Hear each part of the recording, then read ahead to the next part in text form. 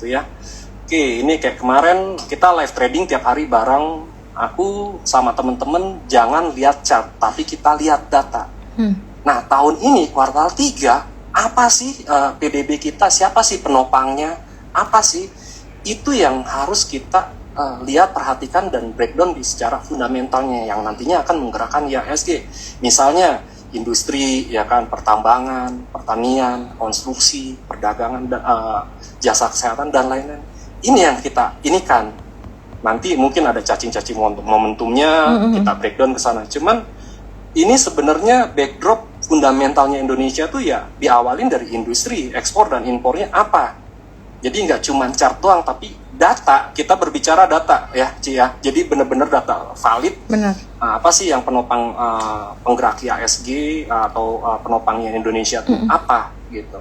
Jadi semua kan balik lagi kemarin inflasi sendiri kan satu dari transportasi, yang keduanya itu yang buat inflasi naik itu akomodasi makanan dan minuman yang mungkin teman-teman karena COVID-nya sudah reda, banyak yang perjalanan ke hotel, mungkin ke kafe, restoran. Ini sebenarnya yang menaikkan inflasi itu kemarin banyak jalan-jalan. Jadi ke restoran, ke kafe, ke hotel dan lain-lain. Ini jadi demand terhadap wisatanya cukup besar begitu. Ini dari data Badan Pusat Statistik, bukan kata saya ya. Kita berbicara data aja. Oke. Selanjutnya baru kita melakukan fundamental. Fundamentalnya itu bagaimana? Kita lihat nih industrinya seperti apa, terhadap kondisi ekonominya bagaimana. Lihat masa depannya kira-kira masih melakukan growth atau enggak ya, komponen analisisnya seperti apa. Yang paling aku suka itu perusahaan yang konsisten secara 3, 5, 10 tahun ke depan itu melakukan pertumbuhan sih. Selalu tumbuh perusahaan itu. Jadi ibaratnya kayak tanaman itu kan perlu dipupuk dan disiram ya, Cik. Benar. Nah, jadi aku fundamental itu paling bagus ya. Baru, nah technical itu bagaimana? Technical itu kan momentum, mencari momentum ya kan. Momentum kapan waktunya the right price terdiskon ya. Salah satunya menggunakan technical. Oke, ini salah satu kemarin kita tahu nih ya, Unilever ARB ya kan. Yang dilihat sama teman-teman ini aku sengaja kasih merah ini ya, aku kasih salah satu Unilever karena quarter to quarternya turun. Bener nggak? Orang lihatnya quarter to quarternya turun, tapi yang aku lihat ini earning per share-nya dia buat aku masih stabil bagus. Secara year-nya dari 2022 ini perbaikannya lebih bagus daripada 2021. Bahkan udah menutupin dari 1 tahun yang lalu. Ya setuju nggak setuju, ini kan pandangan saya pribadi ya. Buat saya ini bagus karena aku melihatnya orang banyak melihatnya laporan keuangan 2021 dan Q3 Q1 turun. Iya, tapi secara keseluruhan ini sudah mengcover dari 2021. Sebenarnya Unilever bagus, salesnya dia bagus, net profitnya juga bagus, cash flow-nya terjaga. It's good company buat aku ya. Bukan ini bukan aku ajak beli, tapi balik lagi share investasi itu pilihan kalian, bukan saya. Begitupun waktu Unilever begini, sama juga sih Inco rilis laporan keuangan. Orang lihatnya 91 turun 32, tapi mereka tidak melihat growth dari 2019, 2020, 21, 22. Ini perusahaan sehat, tumbuh earningnya. Secara 1 tahunnya sendiri udah menutupi tahun lalu. Salesnya bagus, asetnya bagus, cash flow-nya bagus, profitnya juga bagus. Kenapa nggak cari investasi saham-saham? Ini cara mudah ya, cara mudah analisa by sisi technical, teman-teman juga bisa mendapatkan di aplikasi gratis sebenarnya. Seperti RPI ya. Begitupun Antam. Orang melihatnya Antam nih, dari 22 turun ke 3. Tapi lihat nggak, dari 1 semester udah menutupin 1 tahun, udah hampir 100% loh earningnya. Tapi kan orang takut, ya kan? Salesnya dia bagus, ya kan? Nanti mungkin ya, aku nggak tahu ya. Dari 23 tiba-tiba jadi 10 nih, Ci, ya kan? Atau mungkin jadi 5 nih earningnya ya. Orang melihatnya dari 23 menjadi 5, wah turun kuartal 3-nya. Tapi ini udah menutupin 1 tahun yang bahkan 3 tahun yang ke belakang, bener nggak Ci? Iya. 2019 8, 2024 8, ini yang disebut namanya perusahaan tumbuh, growth gitu. Tapi emang Jadi- kan sekarang banyak fenomena kayak gitu. Jadi mungkin Iya. orang banyak yang beli dulu, dia tahu mungkin ada dengar kabar burung atau mereka hitung bahwa akan bagus dipakai momentum itu untuk jualan. Tapi kalau barang bagus yang kayak begini nih, pas ada Iya. orang yang buang barang ke koreksi murah, beli gitu. Yes. Kesempatan. Makanya kan orang pada nggak mau belajar fundamental itu sulit ya kan. Sebenarnya cuman gampang kita analisa 3-5 tahun terakhir aja.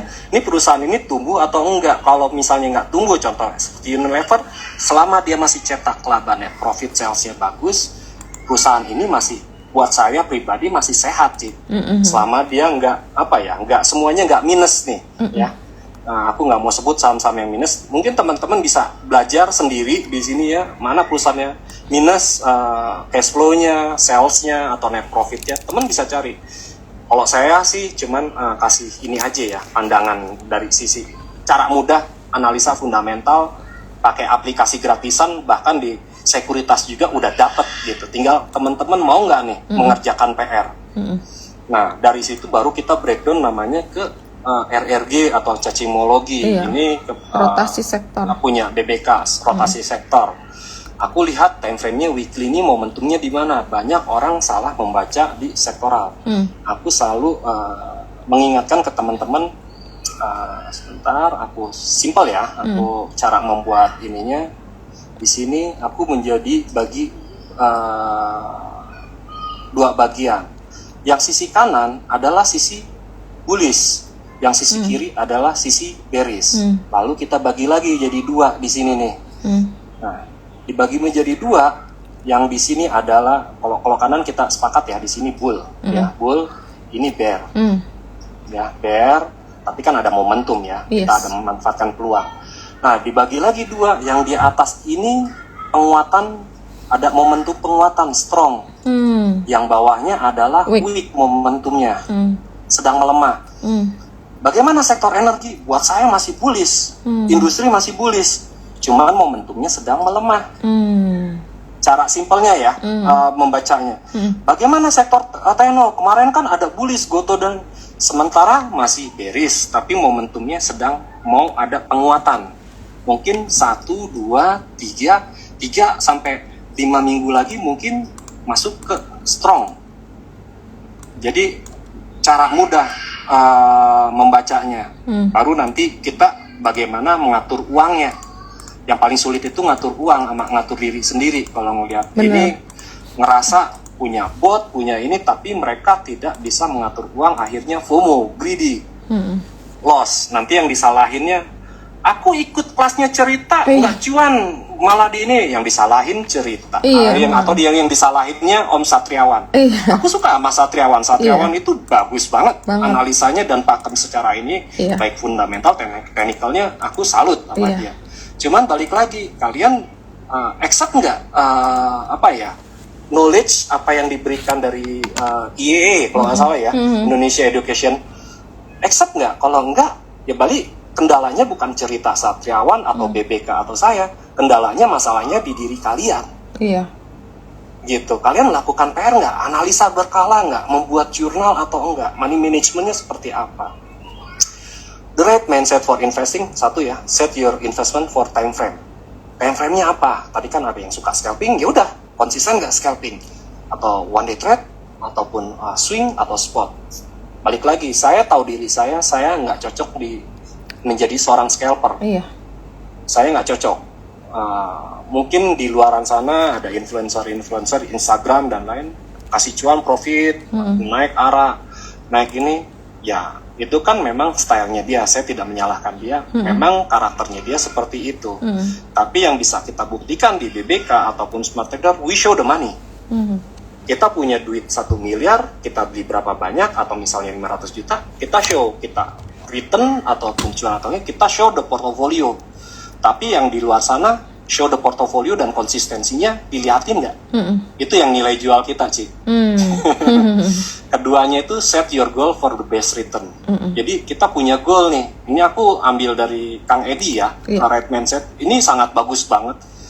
Nah, yang paling sulit itu nomor 3, search for the best first hand information. Wah, semua ini banyak banget yang aku temennya bandar lah, temennya market maker, ini banyak banget. Tapi valid nggak nih? Ya, nyari ini tuh sulit, ya kan? Nomor 3 ini sulit. Tapi manage your fund properly ini juga sulit juga nih. Iya. Kita modal 100 juta, tumbuh nggak nih 1 bulan ini jadi 110 juta atau 105 juta. Manage portofolio. Terusnya lihat nih aset-aset yang terkoreksi atau turun lebih 15% 1 tahun ataupun cukup dalam. Ini waktunya ya nge-spot atau nge-swing gitu. Nanti returnnya biasanya katakan aku cerita di salah satu clubhouse, aku ada di di Gawangin Kohandi. Waktu itu ada salah satu audience, aku loss di saham becak 40% Pak. Gimana solusinya? Aku bilang cut loss. Udah berapa lama? Ya kurang lebih 8 bulan. Lu nahan 40%, 45%, 8 bulan, why not you try buy INKP yang harganya sekarang 7350 atau 7500. At least kalau lu nge-hold 8 sampai 1 tahun, paling lama 2 tahun, 80% return, saya bilang. Ini saham yang salah harga buat saya secara PER, PBV, fundamental dan lain-lain, ini bagus. Dan kemarin lagi di harga 9.500, dia ngomong, nyesal saya nggak ikut Pak Kuswara, atau kayak gitu saya cut loss, saya masukin all in di INKP. Itu saham yang salah harga buat saya pribadi. Nah sekarang harganya gimana? Mendekati fair value, masih layak trading atau enggak, balik lagi ke teman-teman. Time frame-nya mau berapa lama nih? Money management-nya seperti apa? Kalau saya sih nggak ada disclaimer on. Ini semua balik lagi ke diri kalian, manajemen keuangannya gimana? Resikonya gimana? Kita selalu resiko itu paling kecil di 3%, maksimal itu udah 5-6% itu kita udah nggak berani sih. Jadi kita katakan resikonya di 3-5%, kita berharap naiknya 20% atau 50%. Tapi time frame-nya itu kita 1-3 bulan. Jadi udah jangka pendeknya kita tuh 1-3 bulan sih jangka pendeknya.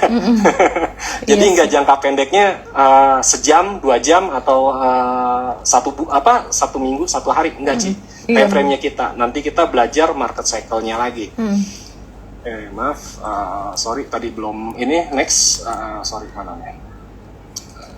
Nah nih ya, yang paling utama percaya diri sendiri. Jadi jangan, misalnya cerita ini BRMS, cocok nggak dengan karakternya cerita dengan aku? Aku sih apa yang ini kalau nggak salah cerita kemarin nge-call Toba, aku beli Toba. Aku juga beli dan masih tapi aku tahu resikonya aku gitu, batas resiko. Kalaupun turun, aku nggak nyalain cicit karena aku tahu diri. Ini resikonya aku rela cut loss-nya misalnya 4 atau 10%, ya udah. Ada saham lain kok, misalnya aku cut loss misalnya katakanlah di Toba, mungkin aku bisa dapat return di saham Telkom, itu kan nge-covering. Jadi aku nggak pernah menyalahkan orang. Ya, aku yang enter, aku yang beli, ini uang aku. Tapi setiap ini ada nge-call, masukan research, aku tampung dan aku analisa juga ulang, aku olah. Yaudah, batas resiko aku di sekian persen, harapanku naik di atas 15-20% dalam waktu 6 minggu sampai 3 bulan. Gitu, kalau aku ya kerangka berpikirnya ke sana, Ci. Jadi aku nggak berharap hari ini beli, besok langsung arah. Aku nggak berharap. Kalaupun arah, aku malah takut sih. Saham yang arah itu aku takut. Karena kenapa? Turunnya pasti ARB. Yang udah gitu, arah. Salah satu kayak PBRX ya. Wah, hore, cuan-cuan. Pas turunnya gimana? Gila. Kan ngerasain sendiri kan. Aku lebih seneng yang kayak anak tangga. Pelan-pelan, naiknya bertahap. Karena investasi itu kan bukan sprint ya. Seperti lari maraton. Iya. Nah, ini ya yang sering banget sama teman-teman trader ini sering berganti teknik ya. Jadi belajar AI ya, teknik A, B, C, D. Nggak punya jati diri, mana sih yang membuat cuan konsisten itu seperti apa? Kalau bisa konsisten dengan cara itu, ya udah konsisten dengan cara itu, nggak usah berganti-ganti teknik. Yang kedua, selalu mengabaikan jangka panjang. untuk time frame-nya ya. Maksudnya untuk investor, tujuan ini kan adalah kita cari modal, investasi. Ingat ya, pasar modal itu bukan kasino. Kita mencari modal, kita untuk masa depan. Ya, mungkin untuk anak sekolah, mungkin untuk cucu atau lain-lainnya ya, mungkin travel juga.